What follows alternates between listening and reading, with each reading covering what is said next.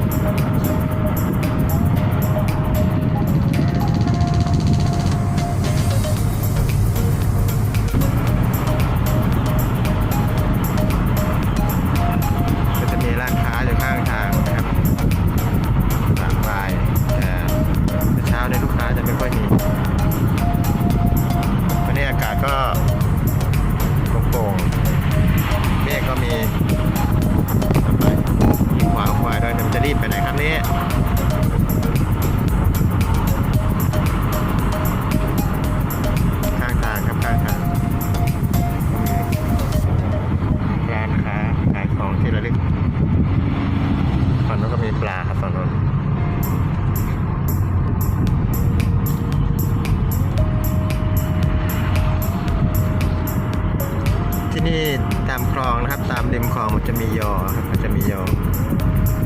ใหญ่เขาเรียกว่ายอใหญ่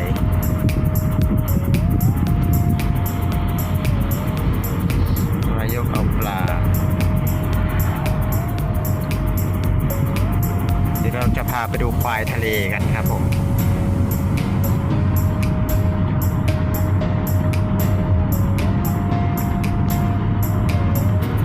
ควายทะเล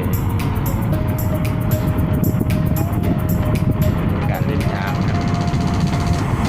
อันนี้มันเป็นร้านของฝากครับมีร้านกาแฟไข่กระทะร้อนแต่ยังไม่เคยมากินนะครับแต่ไม่รู้เป็นยังไงอยากลองกินตรงโน้นนะครับตรงโน้นก็เป็นต้นอะไรนะต้นตะโนดเหรอต้นโนดครับต้นโนดเป็นเทียวเป็นแถวเทียวเป็นแถวฝั่งโน้นก็เป็นทะเลน้อยนะครับทะเลน้อยอีกฝั่งหนึ่งข้างหน้าเราเนี่ยทะเลน้อยครับทะเลน้อย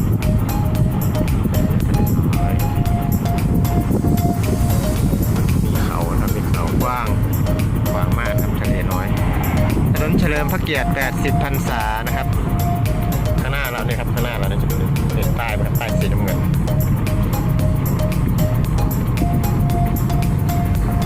เมืองมโนราชาวพัทลุงยินดีต้อนรับสู่จังหวัดพัทลุงครับทะเลน้อยอุทยานนกน้ำทะเลน้อย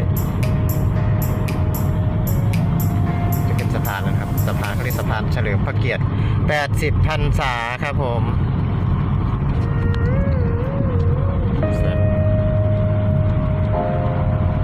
แต่นี้ก็จะมียอขายจะมียอด้วยค่ะกลับมาทาง